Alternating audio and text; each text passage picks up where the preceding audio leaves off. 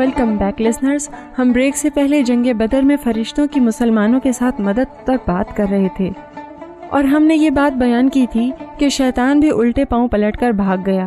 یہ دیکھ کر کہ فرشتے نازل ہو رہے ہیں اور مسلمانوں کی بھرپور مدد کر رہے ہیں اور کفار کو قتل کر رہے ہیں.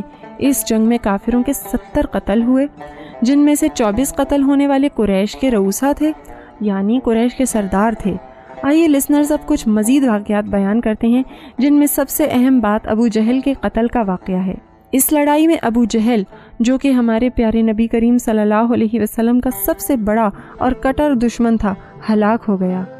وہ ہر وقت نبی کریم صلی اللہ علیہ وسلم کے خلاف بولتا. نبی کریم صلی اللہ علیہ وسلم کی جان کا دشمن تھا. دراصل وہ اللہ کا دشمن تھا، اور جو شخص نبی کا دشمن ہو تو پھر اللہ اس کے دشمن ہو جاتے ہیں. آئیے جانتے ہیں کہ ابو جہل کا قتل کیسے ہوا اور اس کا کیا حال ہوا. ابو جہل اس لڑائی میں ایک ایسے گروہ میں تھا جنہوں نے اس کے ارد گرد اپنی تلواروں اور نیزوں سے باڑ بنائی ہوئی تھی، یعنی اس کی سیکیورٹی کا خوب سے خوب تر انتظام کیا ہوا تھا.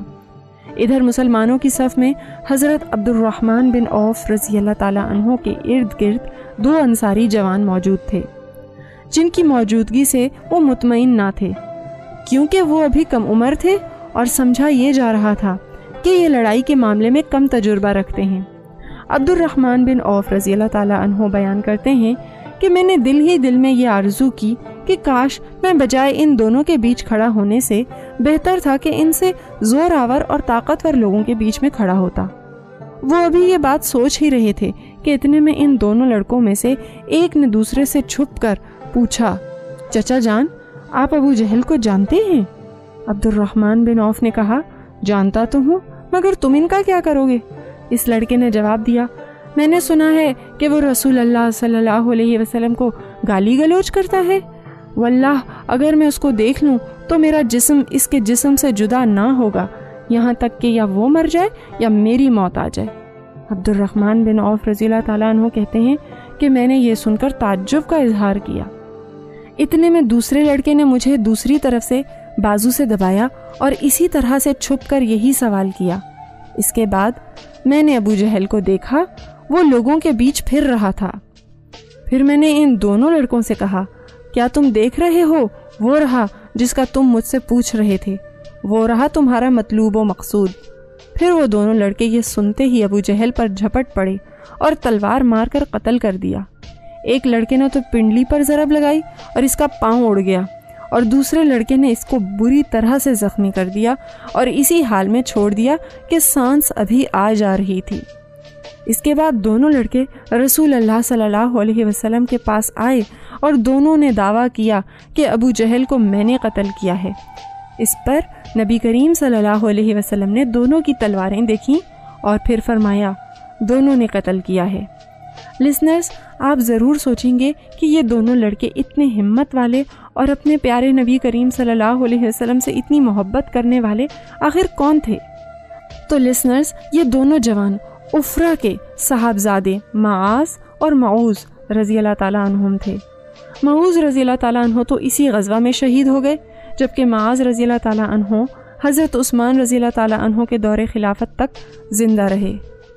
رسول اللہ صلی اللہ علیہ وسلم نے انہی دونوں لڑکوں کو ابو جہل کا سامان دیا. جب لڑائی ختم ہو گئی تو سب لوگ ابو جہل کی لاش تلاش کرنے لگے. بالآخر حضرت عبداللہ بن مسعود رضی اللہ تعالیٰ عنہ نے ابو جہل کی لاش ڈھونڈ نکالی. ابھی اس کی آخری سانسیں چل رہی تھیں. عبداللہ بن مسعود رضی اللہ تعالیٰ عنہ نے ابو جہل کی گردن پر پاؤں رکھا اور سر کاٹنے کے لیے داڑھی پکڑی اور فرمایا، او اللہ کے دشمن، آخر اللہ نے تجھے رسوا کر ہی لیا نا. اس پر ابو جہل نے کہا، مجھے کیوں رسوا کیا؟ کیا جس شخص کو تم لوگوں نے قتل کیا ہے اس سے اوپر بھی کوئی آدمی ہے؟ پھر ابو جہل بولا، کاش مجھے کسانوں کے بجائے کسی اور نے قتل کیا ہوتا. اس کے بعد کہنے لگا، مجھے بتاؤ کہ آج فتح کس کی ہوئی ہے؟ اس پر حضرت عبداللہ بن مسعود رضی اللہ تعالیٰ عنہ نے کہا، اللہ اور اس کے رسول صلی اللہ علیہ وسلم کی. یہ سن کر ابو جہل نے کہا، او بکریوں کے چرواہے، تو بڑی مشکل جگہ پر چڑھ گیا ہے. اس کے بعد حضرت عبداللہ بن مسعود رضی اللہ تعالیٰ عنہ نے اس کا سر کاٹ لیا اور نبی صلی اللہ علیہ وسلم کی خدمت میں لا کر حاضر کر دیا. نبی کریم صلی اللہ علیہ وسلم نے جب دیکھا کہ ابو جہل کا سر ہے تو نبی صلی اللہ علیہ وسلم نے کہا، اللہ سب سے بڑا ہے، تمام تعریف اللہ کے لیے ہے جس نے اپنا وعدہ سچ کر دکھایا اور اپنے بندے کی مدد فرمائی اور تنہا سارے گروہوں کو شکست دی۔ اس کے بعد نبی کریم صلی اللہ علیہ وسلم نے فرمایا، یہ اس امت کا فرعون ہے۔ لسنرز، ابو جہل کی اکڑ اور ہٹ درمی اتنی سخت تھی اور وہ دل کا اتنا سخت تھا کہ مرتے وقت بھی جب اس کی آخری سانسیں چل رہی تھیں اور وہ اس وقت ایسی حالت میں تھا کہ کچھ بھی نہ کر سکتا تھا، تب بھی باز نہ آیا اور اسی حالت کفر میں اس کی موت ہو گئی۔ اس کے قتل کے بعد بتایا جاتا ہے نبی صلی اللہ علیہ وسلم نے بطور شکر اللہ تعالیٰ کے آگے سجدہ کیا۔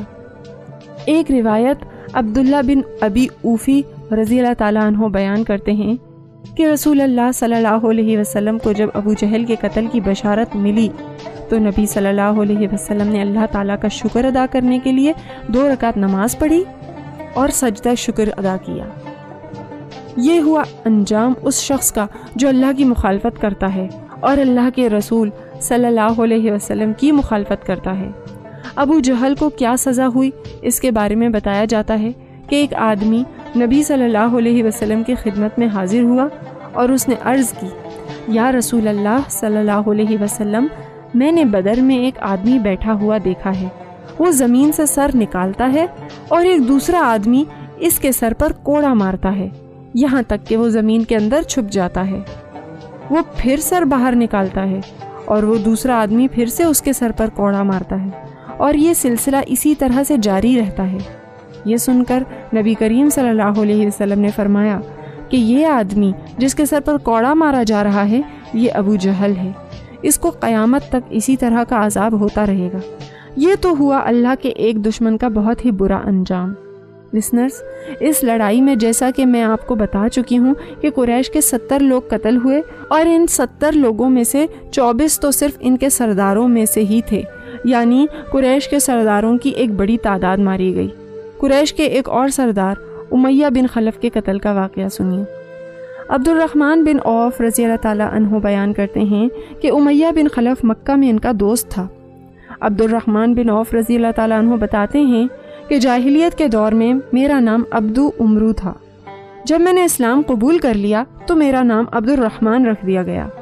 چنانچہ مکے میں امیہ جب بھی مجھے ملتا تو عبدو عمرو پکارتا اور کہتا، کیا تجھے اس نام سے نفرت ہے جو تیرے باپ دادا نے تیرے لیے رکھا ہے؟ میں کہتا، ہاں مجھے اس نام سے نفرت ہے۔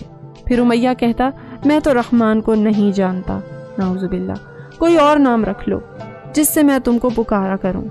اس پر امیہ نے عبد الرحمن کو عبد الالہ کہنا شروع کر دیا۔